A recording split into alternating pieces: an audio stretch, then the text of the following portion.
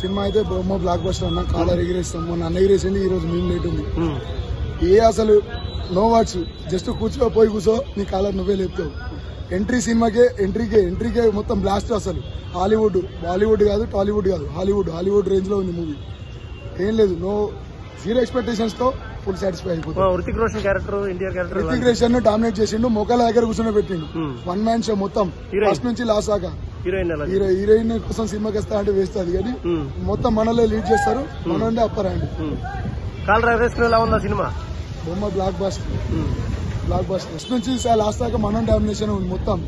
రితిక్ రోషన్ అయితే కాళ్ళ దగ్గర కూర్చోబెట్టేసి గ్రీక్ గార్డ్ అంటే స్టాండ్ డాన్స్ లో, దేంట్లో డైలాగ్ లో, దేంట్లో మనకి మొత్తం ఎలివేషన్స్ అన్ని మనకే పడ్డాయి.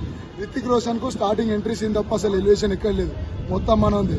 వాడు ఏంటంటే ఓన్లీ ఎన్టీఆర్ అన్న గురించి తీసినట్టుంది మూవీ. ఎన్టీఆర్ లేకపోతే సినిమా లేదనుకుంటున్నాను నేనైతే. యాక్టింగ్ గానీ, విజువల్స్ గానీ, ప్రతి ఫైట్, డాన్స్ అన్ని చూస్తుంటే మన ఇతిహాసం అంటే హీరోన్ మెయిన్ ఉంది. హీరోన్ కూడా యాక్టింగ్ బాగుంది. సినిమాలో ఏంటంటే మెయిన్ ఎన్టీఆర్ డాన్స్ నాకు చాలా అంటే చాలా నచ్చింది.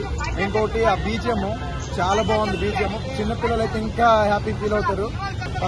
ఇద్దరు క్యారెక్టర్లు న్యాయం జరిగిందంటారు. ఎలా ఉన్నాడు? ఇద్దరు క్యారెక్టర్లతో సూపర్ గా ఉందండి. మెయిన్ నాకు నచ్చింది, నేను అయితే పక్కన హీరో కంటే ఎక్కువ నేను ఎన్టీఆర్ కి చూస్తే అలా ఉండిపోయాను. ఎందుకంటే ఎన్టీఆర్ అక్కడ లేకపోతే అసలు వార్త లేదనుకుంటున్నాను నేనైతే. ఫైట్స్ అలా ఉంది ఈ మూవీ. ఎన్టీఆర్ కెరీర్ లో ఇది బిగ్గెస్ట్ బ్లాక్ బాస్టర్ గా నిలిచిపోతుంది. హీరోయిన్ రోల్ అంటే బాలీవుడ్ లో హీరోయిన్ ఎలా ఉండాలో అలా ఉంది. మన టాలీవుడ్ లో హీరోయిన్ రోల్ అయితే కాదు. ఎవరిని ఎక్కువ తక్కువ చూపిలే. బాలీవుడ్ లో రితిక్ రోషన్ ఎలా చూపించాలో అలా చూపించారు. టాలీవుడ్ లో ఎన్టీఆర్ ని ఎలా చూపించాలో అలా చూపించారు. ఇది ఒక మూవీలో హైలైట్ గా చూపించారు.